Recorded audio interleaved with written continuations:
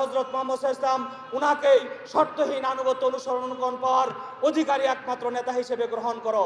এই তিনটা বিষয়ের দাওয়াত ইসলামী সমাজের আমির হযরত সৈয়দ হুমায়ুন কবির সাহেব ছাড়া বাংলাদেশ সহ সারা পৃথিবীতে আর কোন দলের নেতা, আর কোন দলের আমির, আর কোন ইসলামিক স্কলার আমাদের সামনে উপস্থাপন করছে না।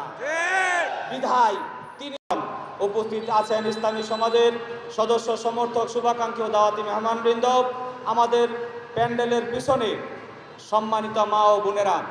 আলোচনা শুরুতেই মহান সৃষ্টিকর্তা, সার্বভৌম ক্ষমতার একমাত্র মালিক আল্লাহর দরবারে শুকরিয়া আদায় করি, বলি আলহামদুলিল্লাহ। আল্লাহ রাসূল হযরত মুহাম্মদ সাল্লাল্লাহু আলাইহি ওয়াসাল্লামের উপর দরুদ পাঠ করি, সাল্লাল্লাহু আলাইহি ওয়াসাল্লাম।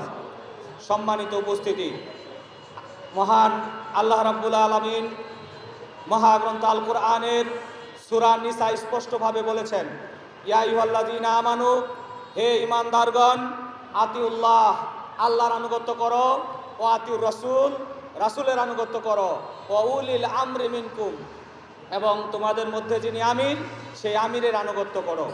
একটা হাদিসে আসছে, বলা হয়েছে লা ইসলামা ইল্লা বি জামাত, ইসলাম হয় না জমাতবদ্ধ হওয়া ছাড়া। লা জামাতা ইল্লা বি ইমারাত, আর জমাতবদ্ধ হওয়া ছাড়া ইসলাম হয় না, আর আমির ছাড়া জমাতবদ্ধ হওয়া যায় না। অর্থাৎ আপনি যদি দলবদ্ধ হতে চান তাহলে আমির লাগবে।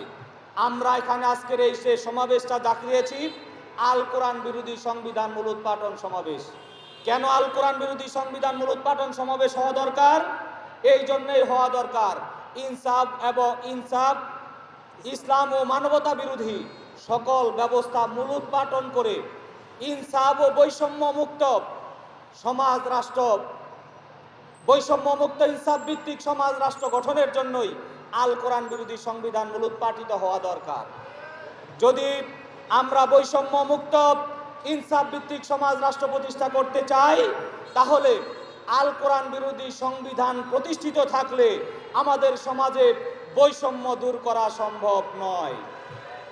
মানুষের সমাজ থেকে বৈষম্য দূর করার জন্য, সুশাসন, ন্যায় বিচার প্রতিষ্ঠার জন্য, সন্ত্রাস নির্মূল করে, দুর্নীতি নির্মূল করে একটি শান্তির সমাজ প্রতিষ্ঠার জন্য বিভিন্ন সময় আন্দোলন হয়েছে, দেশ ভাগ হয়েছে, আবার আমাদের সমাজে বিভিন্ন নেতারা রাষ্ট্রীয় ক্ষমতায় এসেছেন। দীর্ঘ 54 বছর আমাদের এই বাংলাদেশ স্বাধীনতা অর্জন করে 55 বছরে পা দিয়েছে। এই 55 বছরে আমাদের সমাজটা কি দুর্নীতিমুক্ত হয়েছে? সন্ত্রাস মুক্ত হয়েছে? মানুষ তাদের মৌলিক অধিকার পেয়েছে?